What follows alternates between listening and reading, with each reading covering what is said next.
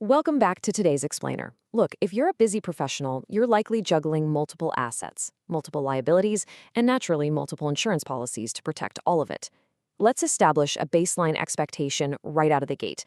When you dutifully pay your monthly premiums, you expect complete protection when disaster strikes, right? You just assume that because you hold a valid contract, your financial risk is fully transferred. But unfortunately, in the world of risk management, assumptions can be incredibly expensive. So today, we are conducting a professional risk assessment to look at the vulnerabilities lurking right inside your very own policies. Because here's the reality. Hidden deep inside the fine print of the contract you trust are actual traps. Ominous little phrases like void if, not covered if, or at the discretion of. These act as hidden tripwires that could leave you with a completely denied claim and absolutely zero coverage when you need it most. And that brings us to the ultimate question we need to answer today. What actually happens when your safety net has holes in it? The stakes here are incredibly high. A single, unforeseen gap in coverage can literally mean the difference between a swift recovery and total financial ruin. Think of today's explainer as a consultative risk assessment. We are going to uncover 5 specific traps that millions of people completely overlook until it's way too late. Here is the executive audit checklist for our time together today.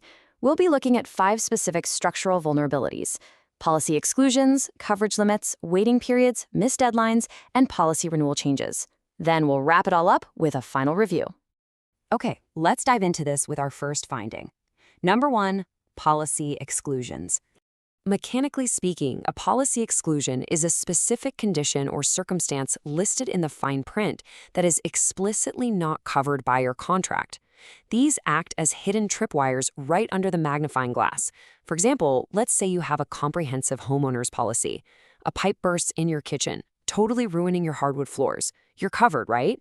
Usually, yes. But actually, scratch that. What if heavy rain causes a nearby creek to overflow, sending water straight into your living room? You file a claim, but then you hit an exclusion. Damage resulting from surface water or flooding is not covered. To the insurer, these are entirely different risk profiles. If you didn't buy a separate flood policy, that exclusion trap just snapped shut on your wallet. Moving right along to number 2, coverage limits. There is a massive tension between what we assume and what is actually written in ink. On one side, you have your expected protection, the belief that your total financial loss is going to be covered. On the other side, you have hidden clauses dictating capped payout limits. Let's look at a practical example here. Say you've got $50,000 of personal property coverage on a renter's policy, your apartment gets burglarized, and they steal your $5,000 professional camera and a $4,000 laptop. You're probably thinking, great, I'm well within my $50,000 limit. But wait, hidden in the fine print is a sublimit specifically capping electronics payouts at just $2,000 total. So your safety net is heavily restricted, even when the incident itself is technically covered. All right, that brings us to number 3, waiting periods. So, the crucial point is this. Just because you signed the contract and paid the premium today does not mean you are protected today. A waiting period is a designated timeframe that has to pass before your coverage legally activates.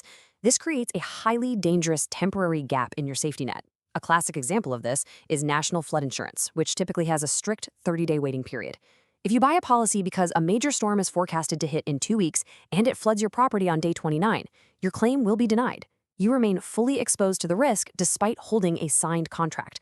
Next up, number 4, missed deadlines. Now, what's really interesting about this slide is how ruthlessly unforgiving the timeline can be. On day 1, an incident occurs. Let's say a minor fender bender. You decide to handle it out of pocket to avoid a rate hike, right? Makes sense. But 2 weeks later, you realize the frame of the car is actually bent and the repair is going to cost thousands. So you decide to file the claim on day 15. But look at the timeline. The strict reporting deadline was day 14. Missing that requirement by a single day can instantly result in a denied claim form.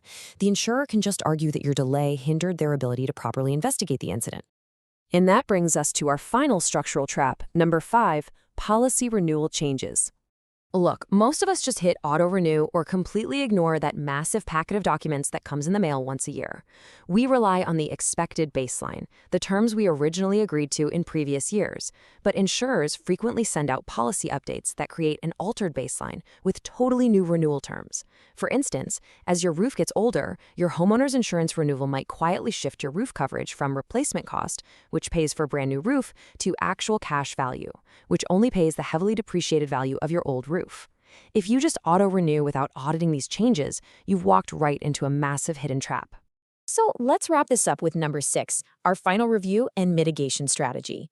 This is the absolute core directive you must take away from today's explainer.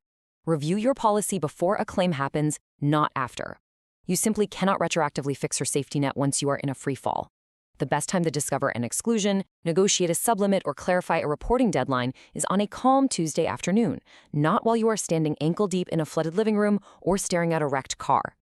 You absolutely must proactively audit your contracts to avoid these costly mistakes. I really want you to take a hard look at your own risk exposure right now. Which of these hidden traps leaves you the most vulnerable? Are you a little fuzzy on your sublimits? Have you ever actually read your exclusions? Seriously, tonight, pull out your policy. Will you discover that you are fully protected, or will you find out you've been paying for an illusion of safety? Review your safety net before the storm hits. And hey, make sure to subscribe to NexClaim, drop a comment letting us know which trap surprised you the most, and like and share this explainer to help others audit their safety nets too. Catch you next time.